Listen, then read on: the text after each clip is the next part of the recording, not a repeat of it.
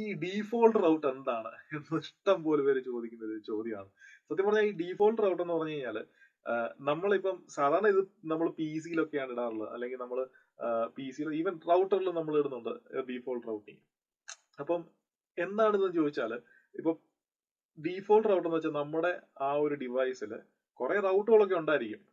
ഇതിനകത്തൊന്നും ഇല്ലാത്ത, അല്ലെങ്കിൽ ഈ പി സിക്കോ അല്ലെങ്കിൽ ഇതിനറിയാത്തൊരു റൗട്ട് അല്ലെങ്കിൽ അറിയാത്തൊരു നെറ്റ്വർക്കിലോട്ട് പോകണമെന്നുണ്ടെങ്കിൽ എന്നെ എടുക്കും അല്ലെ.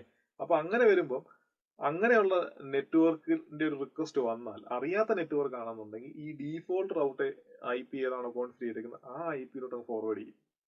അന്നേരം അറിയാവുന്ന നെറ്റ്വർക്ക് ആണെന്നുണ്ടെങ്കിൽ റൗട്ടിംഗ് ടേബിൾ അനുസരിച്ച് എങ്ങോട്ടാണോ കണക്ട് ചെയ്യുന്നത് അങ്ങോട്ട് വിട്ടോളൂ. പക്ഷെ അറിയാത്ത നെറ്റ്വർക്ക് വരുമ്പോൾ അതെങ്ങോട്ട് വിടണമെന്ന് പറയാനായിട്ടാണ് നമ്മൾ എപ്പോഴും ഡീഫോൾട്ട് റൗട്ടിങ് ഇടുന്നത്. അപ്പം അറിയുന്ന നെറ്റ്വർക്ക് മാത്രമുള്ള ഒരു നെറ്റ്വർക്ക് ആണ് എന്റെ ഇൻഫ്രാസ്ട്രക്ചർ ഉണ്ടെന്നുണ്ടെങ്കിൽ എനിക്കൊരിക്കലും ഡീഫോൾട്ട് റൗട്ട് ഇടേണ്ട ആവശ്യമില്ല. അതേസമയം അറിയാത്ത ജനറൽ ഇന്റർനെറ്റിലുള്ള IP ഒന്നും നമ്മുടെ ഡിവൈസിലൊന്നും കോൺഫിഗർ ചെയ്ത് വെക്കുന്നില്ലല്ലോ. അപ്പൊ ഈ നമുക്ക് നമ്മുടെ ഡിവൈസിൽ അറിയാവുന്ന കുറെ IP അഡ്രസ്സും അല്ലെങ്കിൽ കുറെ നെറ്റ്വർക്ക് റേഞ്ചും ഉണ്ടായിരിക്കും. ഇന്റർനെറ്റിൽ എപ്പോഴും അറിയാവുന്നതായിരിക്കത്തില്ല. അതുകൊണ്ട് തന്നെ ഇന്റർനെറ്റ് കണക്ട് ചെയ്യാൻ നമുക്ക് എപ്പോഴും ഡീഫോൾട്ട് റൗട്ടിന്റെ ഒരു ആവശ്യം വരാറുണ്ട്. സോ അതാണ് ഈ ഒരു ഡീഫോൾട്ട് റൗട്ടിംഗ് എന്ന് പറഞ്ഞു കഴിഞ്ഞാൽ.